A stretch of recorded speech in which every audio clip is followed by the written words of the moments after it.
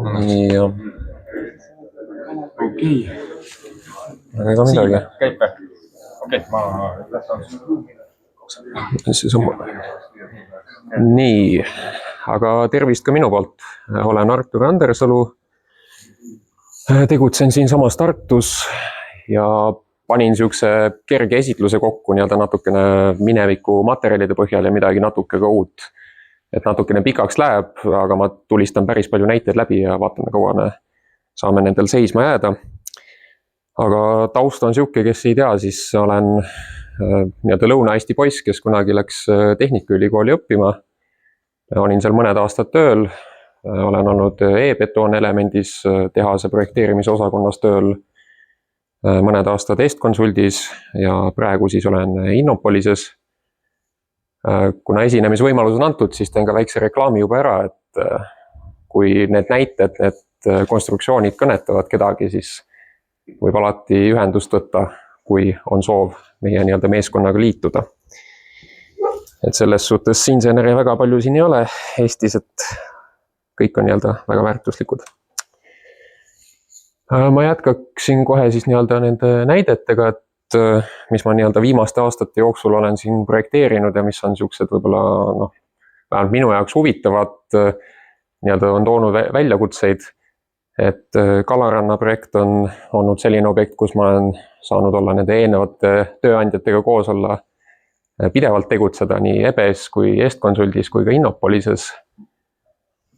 Ja ma toon hiljem ka näiteid nii-öelda Innopolises tehtud tööst, aga see on siis jah Kalaranna 8 linnahalli läheduses, praegu on juba püstitatud ja ma siin näidetel olen saanud ka platsipilte, ehk siis on nagu hea kõrvutada praktikaga. Hetkel on valmimas ka Tartu maantee 44 üks kortermaja äripindadega.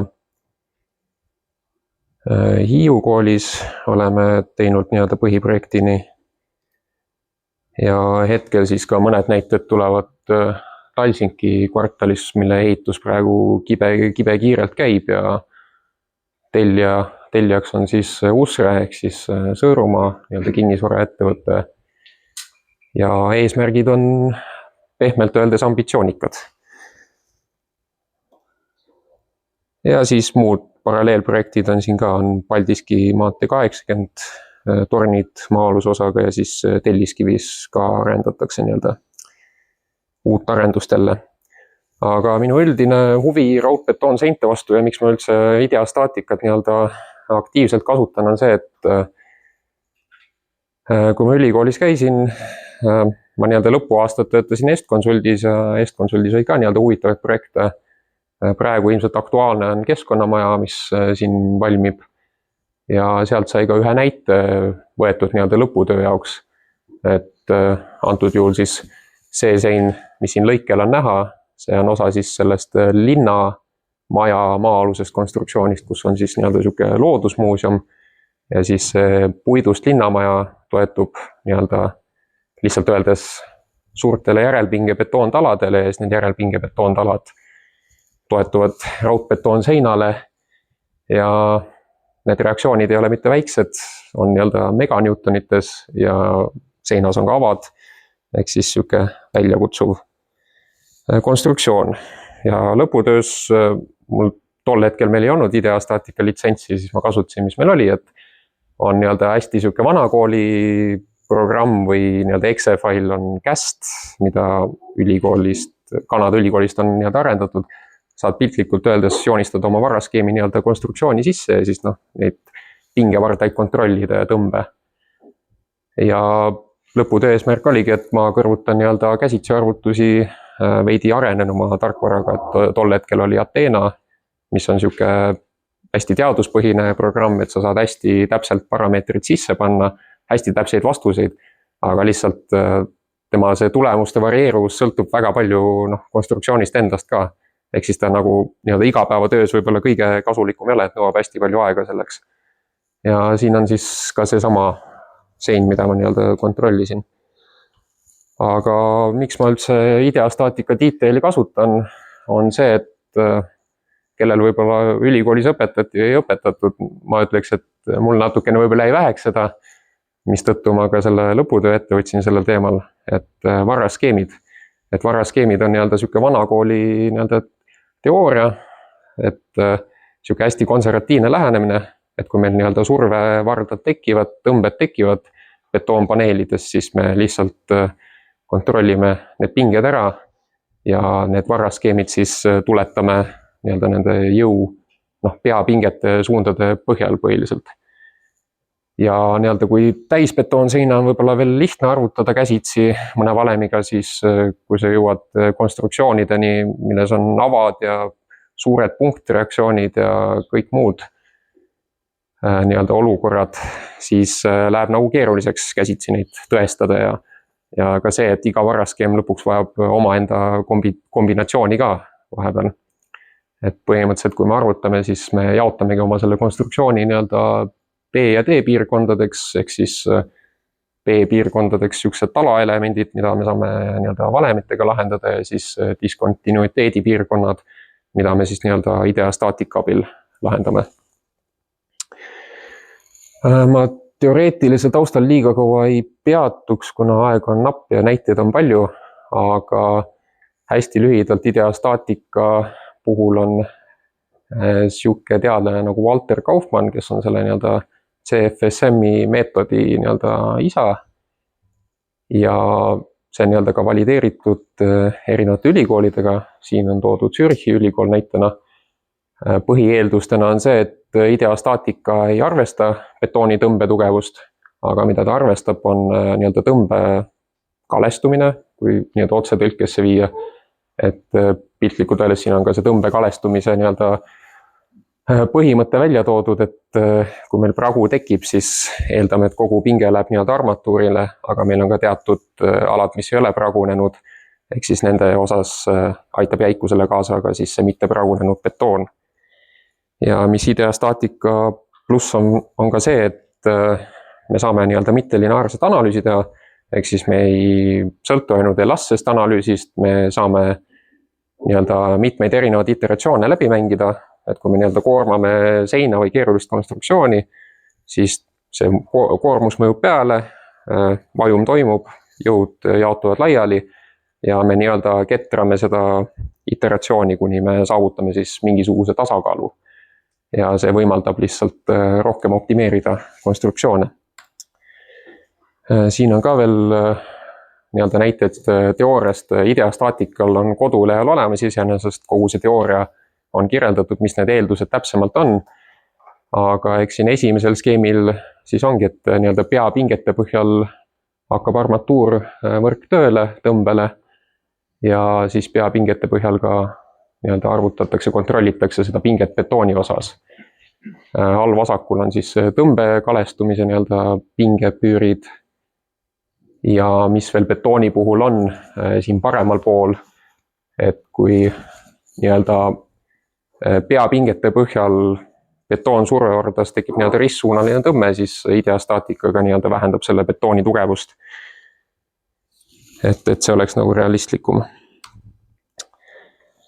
Nii-öelda kasutaja kogemuse mõttes mul on siin mõned plussid toodud, et ilmselt neid plusse on oluliselt rohkem, miinuseid on siin võib-olla natuke rohkem kui plusse, aga tegelikkuses kes see meist ikka nii-öelda oskab hästi kiita. Aga ühesõnaga suur pluss on see, et sa saad nii-öelda mudeldada, sa saad katsetada, sa saad kopeerida lahendust, teha teise kombinatsiooniga, teise armeeringuga, teise tugede skeemiga, et see on nagu hästi mugav nii-öelda tarkvaras teha.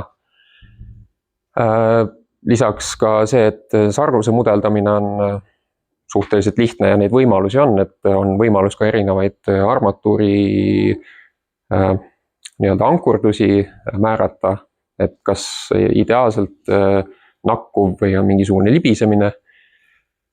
Ja on ka beta versioon ideastaatikast, kus siis saab ka nii-öelda kolmemõõtmelisi konstruktsioone juba hakata kontrollima, et hetkel see on nagu arenemisjärgus, et nagu tõe pähe ei tasu võib-olla kõike võtta ja tasub olla kriitiline, aga selles suhtes areng pidevalt toimub. Et kas või mingisugused vaiapeade rostvärk arvutada, mingid lihtsamad konstruktsioonid.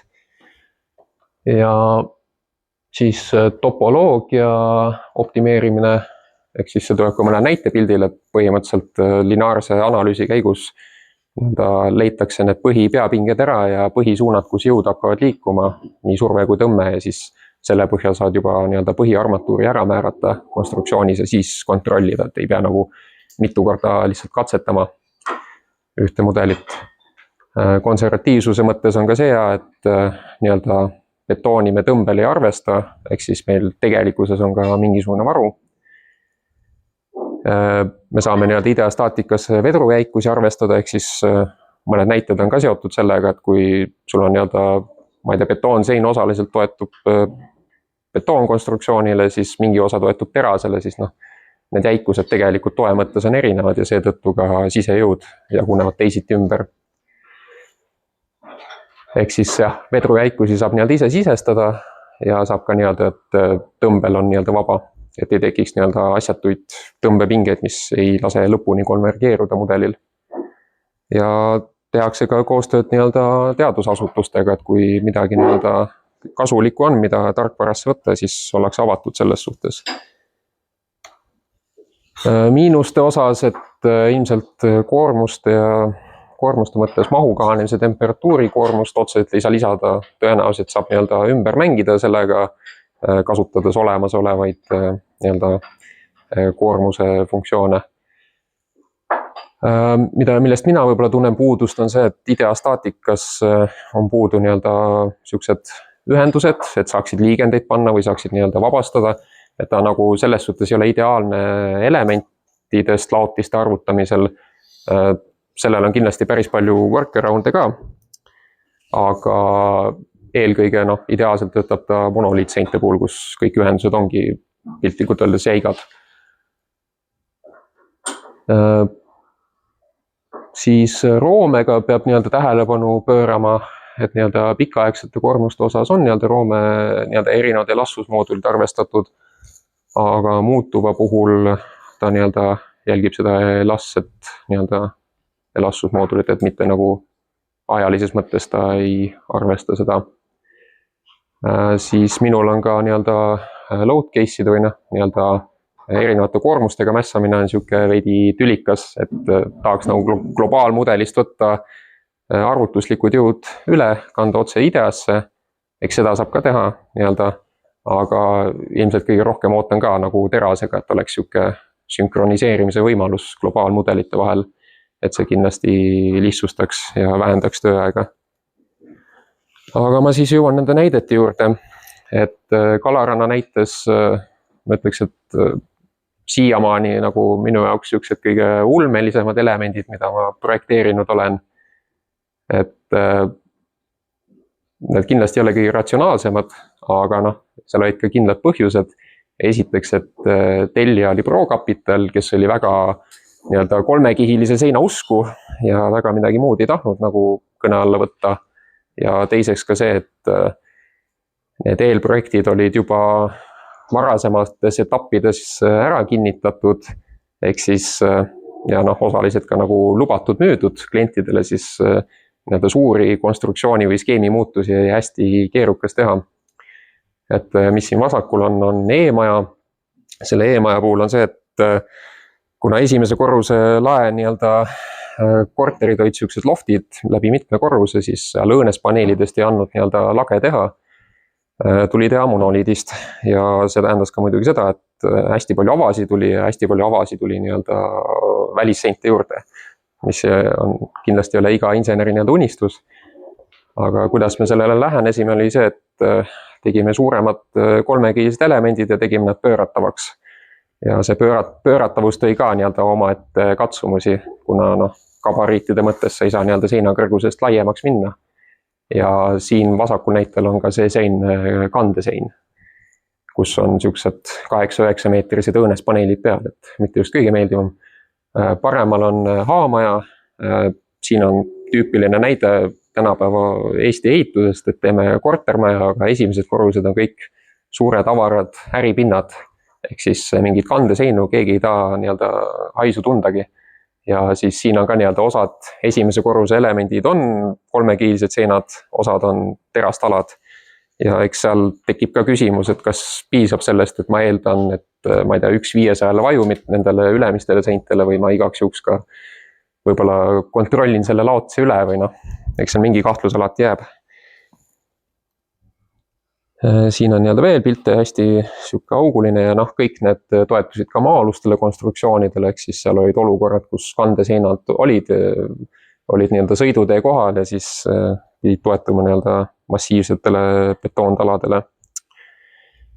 E-majas näiteks üks näide, sihuke klassikaline seintala, kus ühtegi ava ei ole, et korruse planeering täielikult muutub ja siis all on need lofti korrused ja siis ongi, et hästi sihuke servapealne toetus, tekib hulga küsimusi, et kas ankurdus on piisav, kas pinged ei ületa, nii-öelda mingisugused jätkuvused ka, et me kasutasime nii-öelda noh, klassikalisi PVL ühendusi kui ka nii-öelda siukseid vanakooli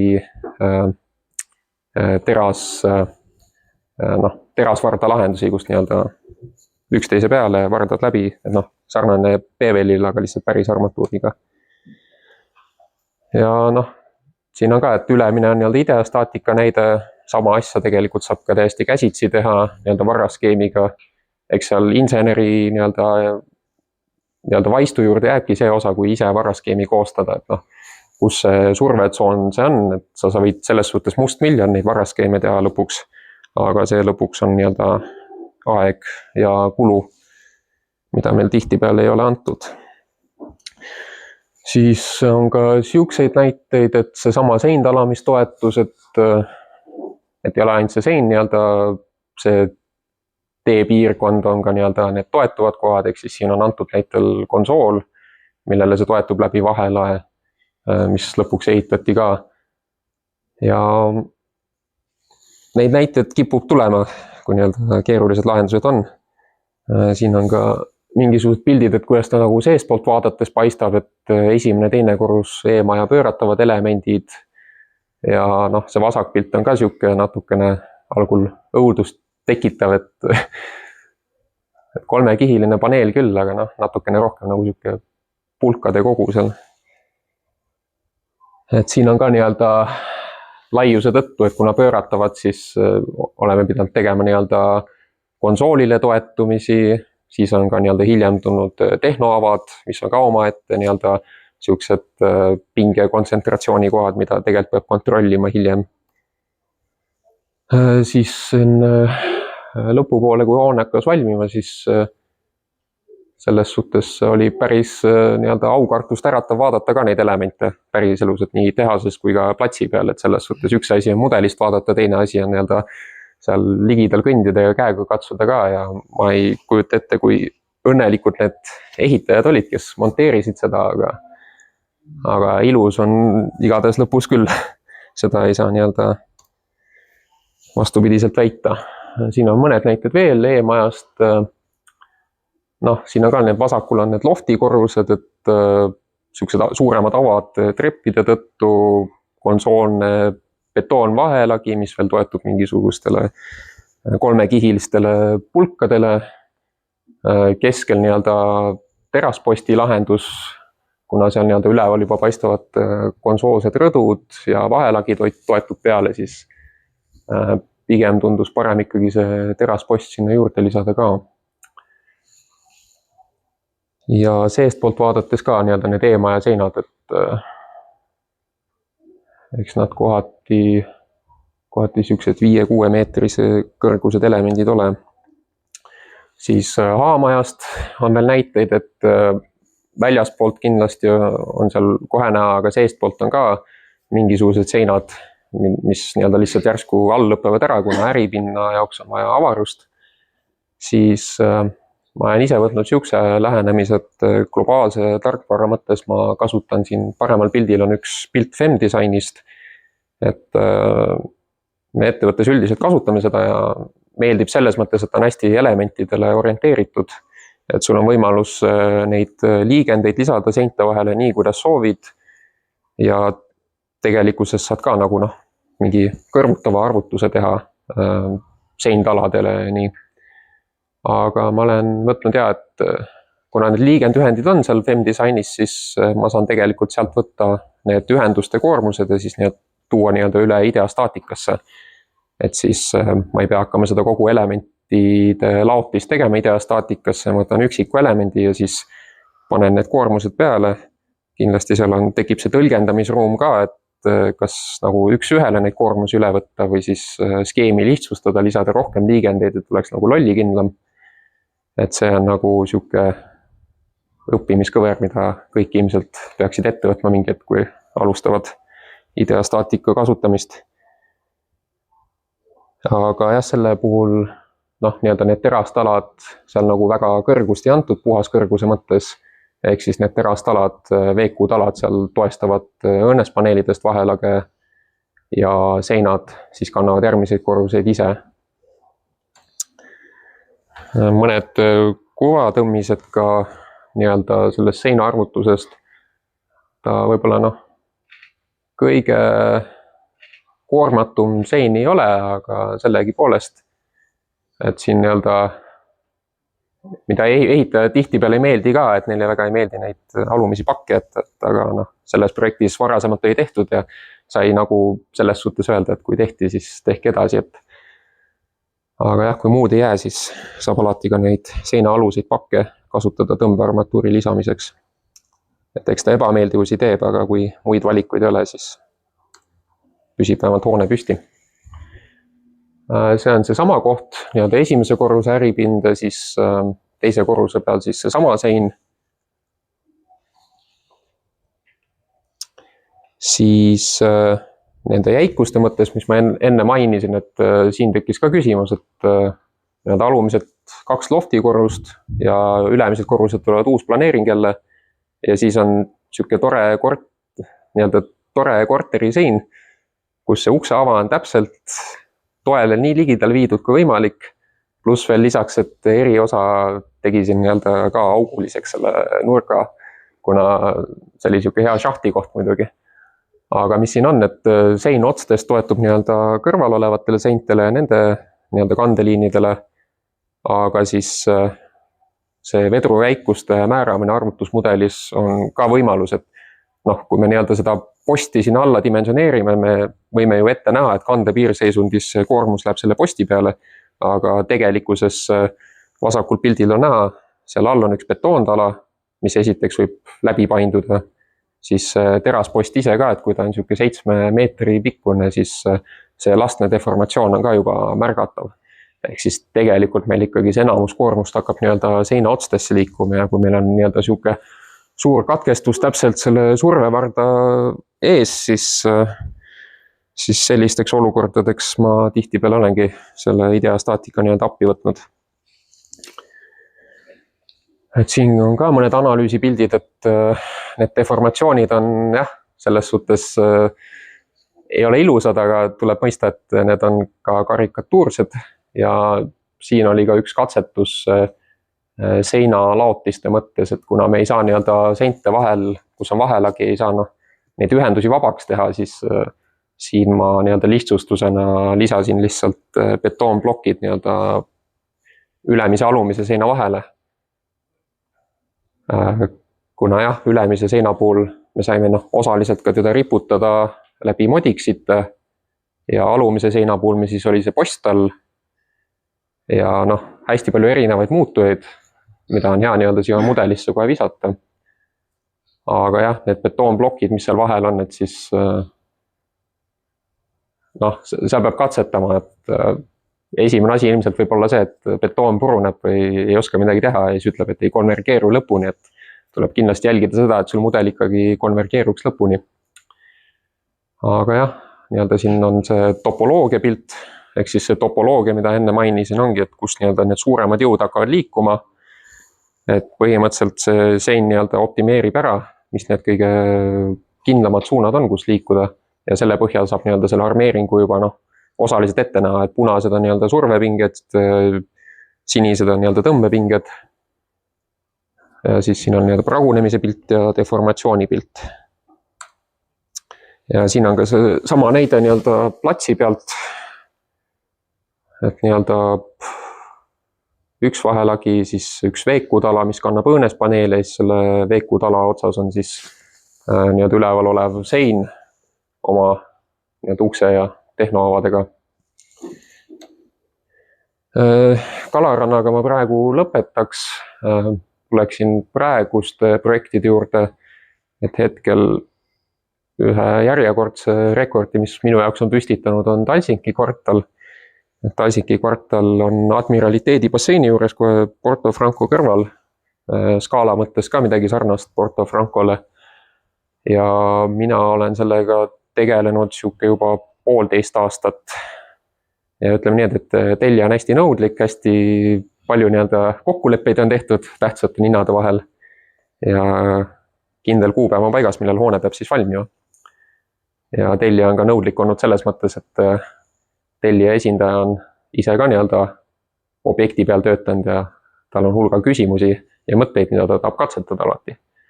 Ma olen nii-öelda 1,5 aastat sellega juba tegelenud ja kõige pikem eelprojekt, mis mul enam-vähem elus on olnud, ongi siuke aasta aega kestnud see eelprojekt ja natukene siin veel teeme viimase minuti uusi hooneid ka otsa. Aga mis siin on Ahtri 3, et siin on ka üks üldine eluline õppetund, kui nii-öelda hooneid planeerida, et kui te nii-öelda selle arhitektuurse eskiisi teete, siis tasub nii-öelda 2 jalaga maa peale ka tulla. Et natukene mõtleks, et nad on siuksed veidi õhulossilaadsed ja nii-öelda tekitavad hästi palju väljakutseid. Aga mis siin on? Siin on maapealsed konstruktsioonid ja maa-alused keldrid 2 tükki. Mis meil keldris on? Parkimiskohad. Parkimiskohtadel on omad laiused, sõiduteedel oma laiused, siuke mõnus ruudustik. Aga meil on siuksed amööbikujulised vahelähed, kus postid on ka nagu, kus jumal juhatab. Ja siis meil tekib hästi palju olukordi, kus meil lihtsalt need maa-aluste postidega ei kattu ja siis ainukesed alternatiivid ongi, et kas hästi siuke massiivne tala või siis seintalad või muud huvitavad konstruktsioonid. Et siin on vajumite mõttes on ka vasakul siuke analüüsipilt, et mis meil veel väljakutseid põhjustas on see, et algul need konsoolid olid veel suuremad, siis sai natukene väiksemaks, aga need konsoolid on teema, kuna fassaadi vajumite kriteerium on ka midagi, mida me peame täitma. Ja need on nii-öelda jäikade riiglitega tehtud. Ja ei ole siukest korrapärast plaati, mida analüüsida, siis see võtab ka omajagu aega. Üks meetod, mis me oleme nagu kasutanud, et neid poste kuidagi maa alla viia või kus on konsoolsed osad või vajumitele kaasa aitanud, on ta päris kontraforce ei ole, aga inglise keeles kutsutakse walking column'iks, ehk siis üleval üks post lõppeb ja nii-öelda jõud peab jaotuma ümber keldrisse. Siin on ka nii-öelda siuksed esialgsed katsetused tehtud nii-öelda eelprojekti raames, et valideerida, et kas see on üldse nii-öelda mõeldav idee või mitte. Siis Ahtri 3 hoones veel on see sein, mis on siin ka hästi suure jäikusega jäikussein, aga siin paremas otsas on ka jälle konsoolne osa ja see on ka nii-öelda mõeldud siis nende vahelae vajumite mõju vähendamiseks. Aga siin on ka erinevaid nii-öelda diskontinuiteedi alasid, see postipea siin, nii-öelda need avad võib-olla nii väga ei morjenda hetkel, aga mingi hetk küsiti elektrišahti jaoks mingid hooldusavad, mis tekkisid ka siin hästi siuke pingekoldesse. Et ideastaatika puhul ka, et siin ongi lihtsalt nagu katsetuse pilt, et kui te konvergeerute ära ja saate kandma, siis on kõik hästi, aga siis on jälle see tõlgendamise ruum nii-öelda pingete osas ja pragude osas. Et kui ongi nii-öelda siuksed, siin piltlikult öeldes on post, mis jällegi nii-öelda arvutatakse oma nii-öelda, nagu mainisin, Bernoulli meetodiga nii-öelda valemitega, nagu me arvutame. Et seal peab hästi hakkama tõlgendama seda, et mis meil on diskontinuiteedi ala ja mis ei ole. Et lihtsalt, kui te panete mingi posti detaili arvutama, siis see tulemus tõenäoliselt on hästi punane. Ja tulebki lõpuks lihtsalt valideerida seda, et mis ideastaatika võimekus on ja ei ole, et peab nii-öelda õige meetodi valima. Üks hoone veel, millega tegelesin, oli Paadi 3. Sellega oli siuke tore lugu, et algul oli üks mõte, elamu ja äripinnad, siis pandi see pausile, siis nüüd selle aasta lõpus, alguses, kui juba maa-alust osa hakati ehitama, tuldi mõttega, et äkki me teeksime hotelli ja äripinnad / tervisekeskus / mis iganes Telia lõpuks arvab, sinna tuleb. Ja hoonevaiad olid ka juba rajatud ja noh, nii-öelda fassaadilt on ka näha, et hoone kuju on juba ka nagu täielikult muutunud, mis põhjustas omakorda veel hulga peavalusi, kuna me praegu nii-öelda koostame tööprojekti ja ehitus praegu valatakse põhjaplaati seal platsi peal. Jäikusseinu väga tihti meile väga ei tahetud anta, siis olid ka nii-öelda küsitavad kohad, et kus oleks väga tahtnud suuremat jäikusseina nagu see lahtris, siis lihtsalt ei antud ja siis tuli igat moodi nii-öelda tõestada ja veenda, et äkki me ikkagi saaksime. Et selles suhtes siin pidi tugede mõttes ka hakkama võtma niimoodi, et nii-öelda väga konservatiivne lähenemine, et meil jäikussein nii-öelda jääb põhjaplaadi külge siin kindlasti ei tööta. Võtame siis tasapisi erinevaid jäikusi juurde, võtame keldri jäikuse ja siis lähme sealt veel edasi ja see seina pikkus on ka juba natukene siukses mõõdus, et tegelikult ta võiks juba pigem võib-olla konsoolse tala elemendiks lugeda kui selle diskontinuiteedi meetodi järgi. Et selles suhtes ütleme nii, et ideastaatikaga ongi mugav see, et sul küsitakse koosolekul mingi küsimus, kas see on tehtav, sa võtad selle ette, sa hakkad katsetama ja siis sul on ka mingisugused ilusad pildid, mida Teliale hiljem võib-olla esitleda, et natukenegi veenev oleks. Ahtri 3-s on ka need postide jutud, mis ma rääkisin, et algul olid nii-öelda maal trepikojad, siis ikkagi parkimiskorraldus muutus, üks korrus kadus ära, algul oli ta 3-korruseline, siis tekkis probleem, et kus me kõik need parkimiskohad paneme. Siis hakati järjest ratsima neid trepikodasid ja siis täna me oleme siukses olukorras, kus meil siuke mõnus trepikoda toetub osaliselt postile ja osaliselt siukestele massiivsetele taladele, mis võivad olla siuksed ehitaja õudusunenäod. Teoorias on kõik pildil õigesti, aga ei tahaks olla nagu selle armeeria kingades parasjagu. Ja mis siin ka, et kui nii-öelda dimensioneerid talad ära ja ütled, et see ei ole ratsionaalne lahendus, aga see on võimalik, siis minnakse edasi, aga siis tulevad nii-öelda eriosad jälle oma küsimustega, et kuule, meil on siin üks suur sadeveetoru, mis tahab siit kogu hoone alt läbi minna, et kas me võime avasi teha. Et õnneks me pääsesime sellest ära, et sellest kõige suuremast tagumisest talas, mis seal noolega, et seal nagu sai vist hakkama, aga üldjuhul teiste taladega väga enam ei saanud, kuna see toru läks kaldal järjest allapoole. Hetkel praegu aktiivselt tegelen Laeva tänavamajadega, kus nii-öelda ka peainsenerid on vahetunud. Olen mina lihtsalt tulnud veel asemele valideerima. See on ka siuke hoone, mis mulle ausalt öeldes skeemi mõttes väga ei meeldi, aga alustades selle konsooliga, mis vasakul on, plus veel mõned muud varjatud kohad. Aga praegu see nädal võtsin ette ühe seinalaotise, kus on ka enam-vähem nii-öelda seinte liin toetub nii-öelda postidele, siis toetub mingisugusele väiksemale seinajupile, kus tegelikult vasakult näes on ka nagu postid lisatud, aga see kindlasti vajab veel nii-öelda rafineerimist ja on täielikult work in progress, et siin seda katsetamisrõõmu on omajagu.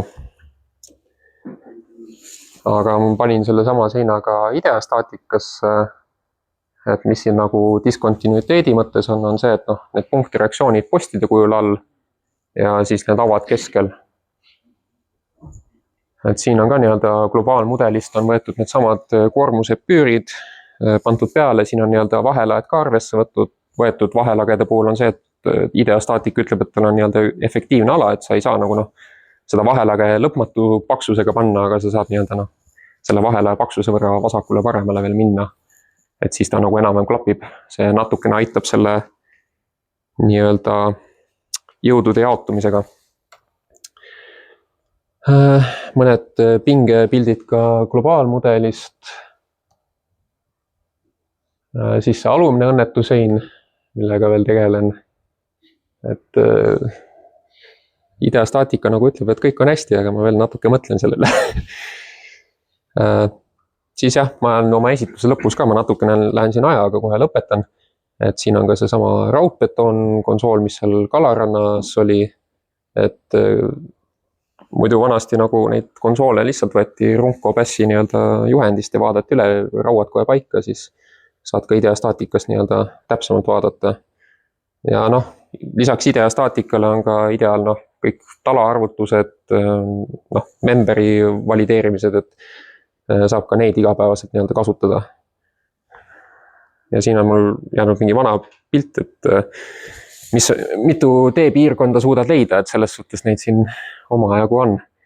Et põhimõtteliselt vasakul 3-kihiline postilaadne oma konsooliga, siis hambaga tala teise seina kujul, mingisugune eriosa tava ja nii edasi. Aga jah,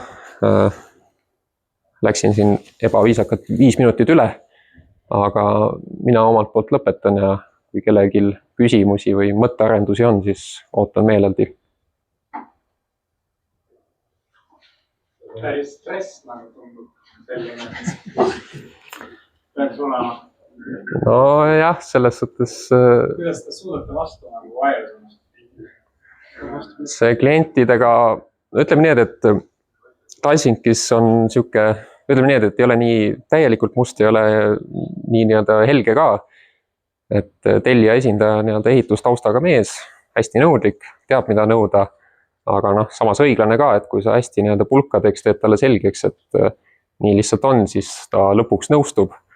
Aga mis selle Talsinki puhul veel peavalu põhjustab, on see, et arendaja tahab alati ju võimalikult palju ruutmeetrit müüa.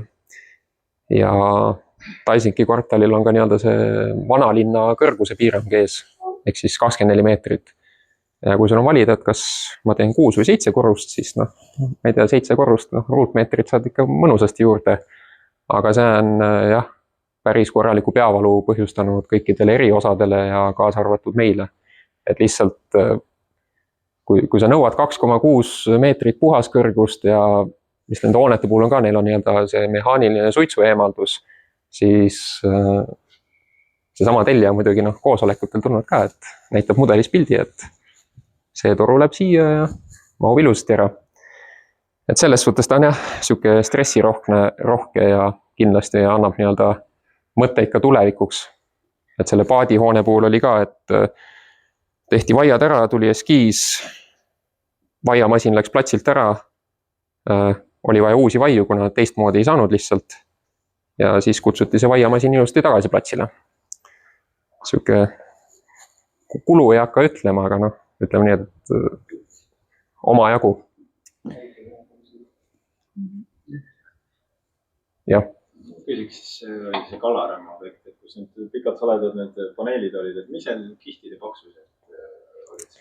Seal kihtide paksused, eks seal tüüpiliselt, tahtsime ikkagi 200 millimeetrit, aga need hästi siilakad, siuksed konsoolsed, postilaadsed, et seal pidi ikkagi seda soojustuse arvelt hakkama sööma, et siuke 300 ja võib-olla isegi mõni üksik koht lokaalselt oli 350. Ja seal tegelikult hästi huvitav probleem, mis ette sattus, oli see, et nende paksemate raudbetoonkihtidega, et tol ajal turul ei olnud kangemat kivivilla. Ja siis nad, klassikaliselt sul on väliskoor enne, soojustus ja sisekiht. Aga kuna vastavat jäikusega soojustust ei olnud, siis nad tegid teistpidi. Ja neil oli tellisfassaadlaotised ka, mida nad siin ilusti kleepisid üksi pulgi ja ütleme nii, et nii projekteerijatel, ehitajatel kui ka tehasel oli sel ajal närvid väga püsti, aga kui lõpuks linti mindi lõikama, siis ikkagi kõik patsutasid õlale ja ütlesid hea töö. Siuke, ilmselt teate, mis elu see on. Läks hästi, et kutsutigi. Ja, see on jah. Jah, et ei olnud lihtsalt ettevõtte omanik, kes läks ja noogutas kaasa, et teeme järgmine kordki sukseid hooneid. Aga jah. Jätame muljetamise siis pärastiseks ja las teised ka esitlevad.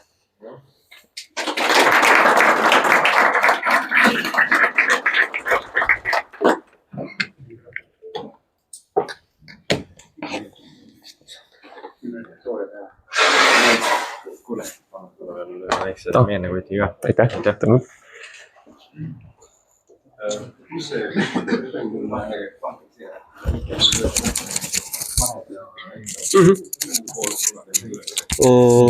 panin meili peale sulle.